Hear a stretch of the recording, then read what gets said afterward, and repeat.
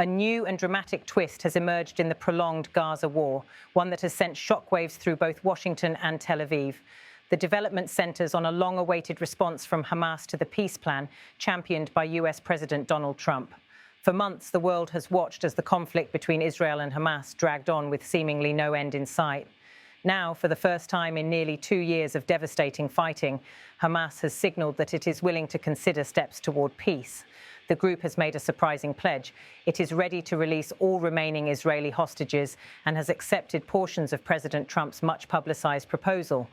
But that unexpected concession comes with a crucial caveat, one that has already stirred new tensions. Hamas has drawn what it calls a firm red line. The group insists there must be no foreign administration in Gaza, no foreign troops. For the United States and Israel, this condition poses a serious obstacle to implementing the broader framework envisioned by Trump's peace plan. In one sense, Hamas's response represents the most significant opening for diplomacy since the war began. From the very start of the conflict, hostages have been at the center of every proposed ceasefire deal. Many of those captured during the October 7th, 2023 attacks remain in captivity, their fate a painful point of contention in negotiations. For President Trump, Hamas's willingness to discuss releasing all hostages appears to be a breakthrough moment. After years of bloody conflict, the idea that the group is prepared to close that dark chapter has raised hope in Washington and in other capitals seeking to end the cycle of violence. Yet at the same time, the red line drawn by Hamas represents a serious challenge for Trump's diplomatic efforts. His peace initiative reportedly envisions some degree of international oversight in Gaza, potentially a multinational force or an international team of peacekeepers charged with stabilizing the territory after years of destruction. This, Hamas has made absolutely clear, is unacceptable.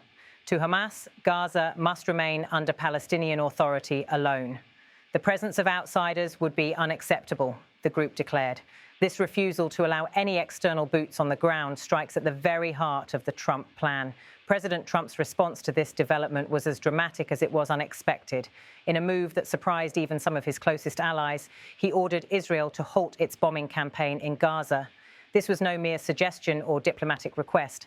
It was, in the words of US officials, a direct directive from the American president to his closest Middle East ally.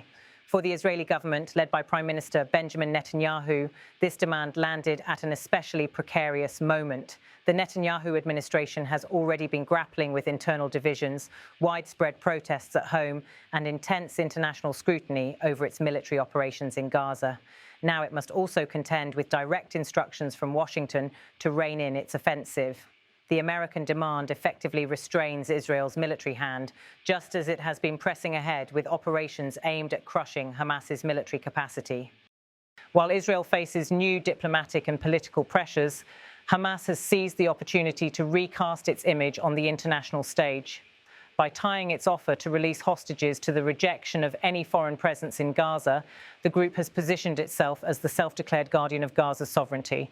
It wants to show the world, and particularly its Palestinian constituents, that it will not, in its words, trade freedom for peace, even if that stance risks delaying a deal. This messaging appears to be aimed as much at domestic and regional audiences as at the broader international community. For years, Hamas has struggled to balance its militant identity with its role as a governing authority in Gaza. The current crisis has offered it a chance to present itself not merely as a belligerent faction, but as a political actor defending Palestinian autonomy. The stakes in this diplomatic gamble are immense. If President Trump can leverage Hamas's willingness to release hostages into a broader truce or even a lasting peace, it would mark a landmark achievement for his administration's Middle East policy. Such a breakthrough could transform the conflict's trajectory, halt the bloodshed, and reset US relations with the broader region. It could also bolster Trump's political standing at home, where foreign policy successes often carry significant weight. But the risks are equally high. If Hamas refuses to budge on its rejection of international supervision, and if Israel remains unwilling to scale back its military campaign without such oversight in place, the entire peace initiative could unravel before it even gets off the ground. This delicate balancing act underscores the central tension of the moment. Hamas's demand for full Palestinian control versus Washington's vision of a stabilized Gaza overseen, at least temporarily, by a coalition of international partners.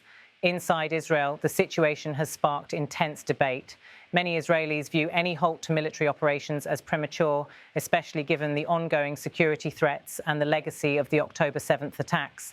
Netanyahu's government, already strained by domestic dissent and coalition disputes, now faces a critical choice: whether to comply with the US directive and open the door to new negotiations, or to defy Washington and continue its campaign to weaken Hamas militarily.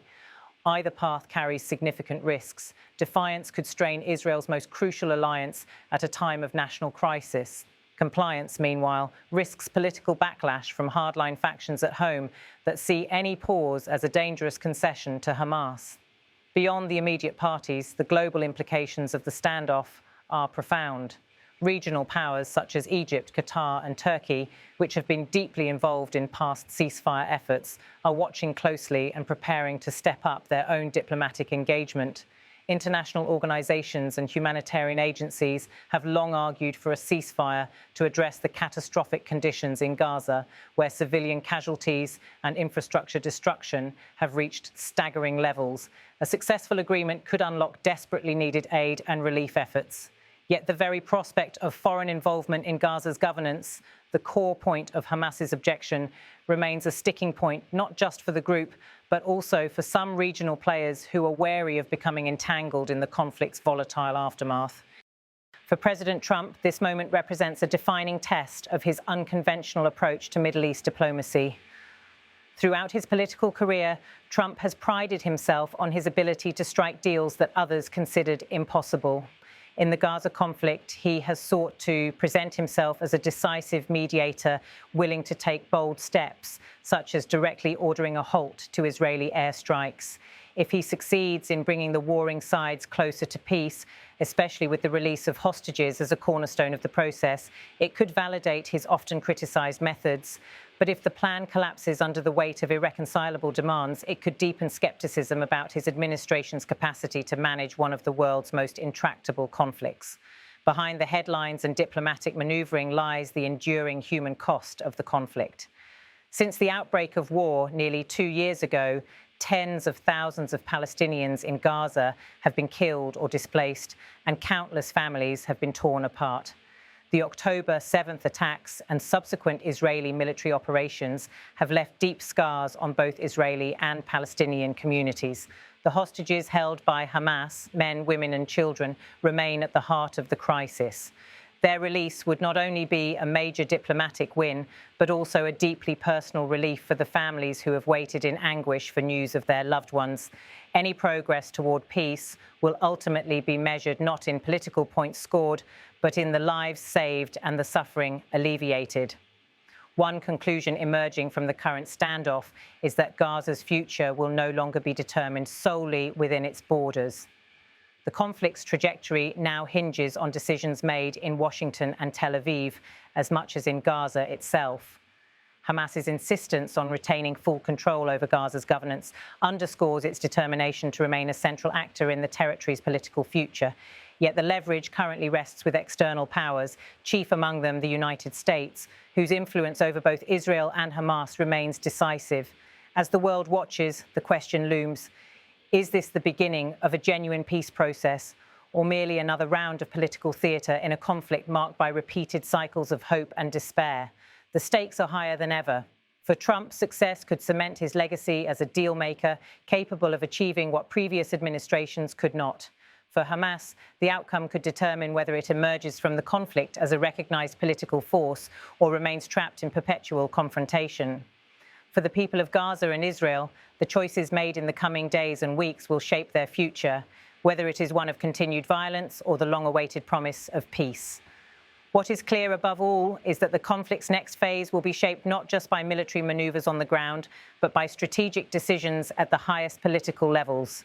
President Trump's bold move to halt Israeli bombing, Hamas's calculated offer tied to rejection of foreign presence, and Israel's own internal debates have converged to create a critical inflection point. As one observer noted, Gaza's future will no longer be decided only in Gaza, but in Washington and Tel Aviv. Hamas has just reminded the entire world that it still holds the key. The coming weeks will reveal whether that key unlocks the door to peace or slams it shut once again.